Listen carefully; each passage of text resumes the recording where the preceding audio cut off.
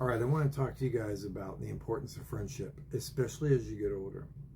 And I want you to understand that we spend a lot of our waking time and our life trying to raise our children in the right way to go to school and get good grades and do all these things.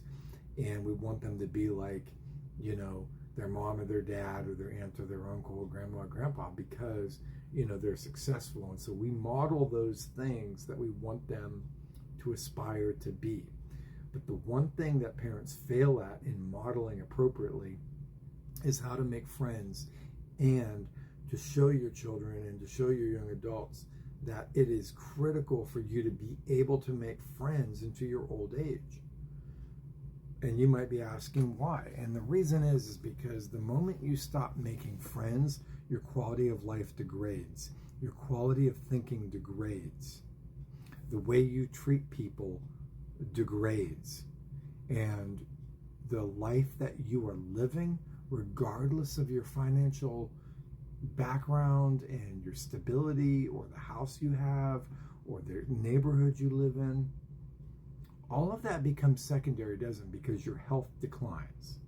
And they say beyond a shadow of a doubt that the most important thing that you could put into your life as you're getting older that will keep you alive the longest and keep you sharpest are friends. And so, one of the realities that we all know about getting older is that friendships get harder to make. People get harder to find, right? And the people that we know, that we knew from our 20s, they've already split away and made their own families. The people from college and our masters and our doctoral programs, or our jobs, they've all split away. And you may have had 2 or 3 different jobs if you're in your 40s and 50s. And a lot of those people have split away. And you might be wondering, they talk about that male epidemic of loneliness, and there's an adult epidemic of loneliness that goes on right now because adults are having a hard time making friends out there. And so, if adults are having a hard time making friends right now, and our children, a lot of people's kids are stuck at home and they don't want to go out, and they too are having a hard time making friends, then what does that tell you? Right? It tells you that those two things are connected, because we need to model good behavior for our children, even in those difficult things that we might be afraid of, like making friends, like reaching out to people, like having people in our lives that are one circle out from our family.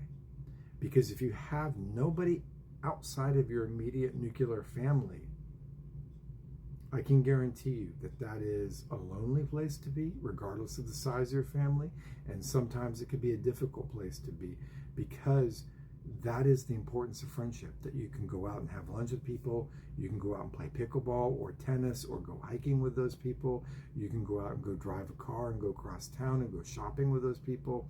You can go get your hair cut, every, once a month or whatever. You can go get your nails done, every other week. Whatever you want to do with friends, you should have those people in your life.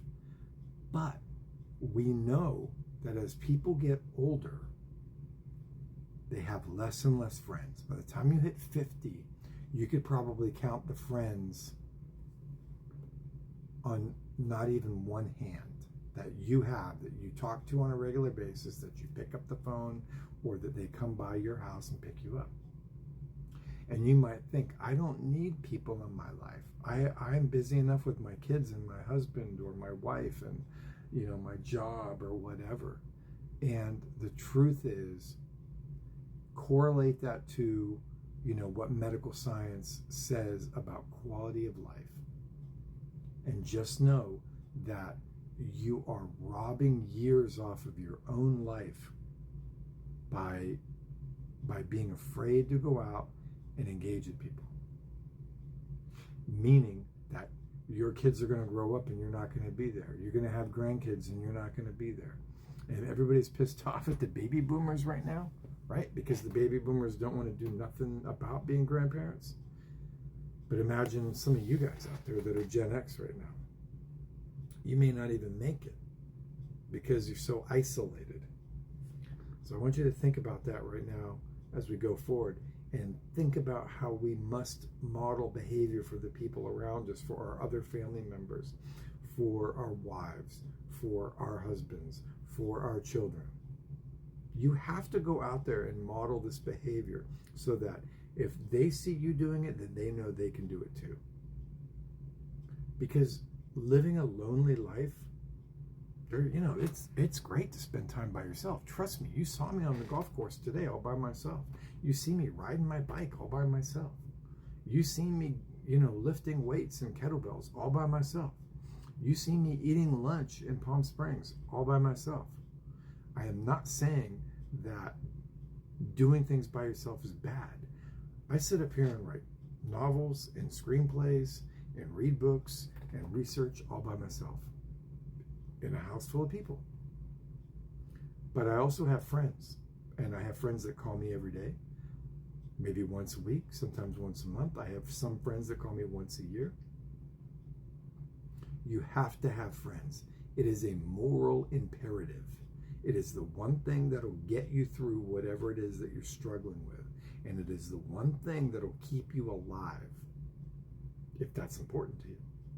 I'm going to tell you, choose life, practice kindness, speak to people in the way you wish to be spoken to. Think about it.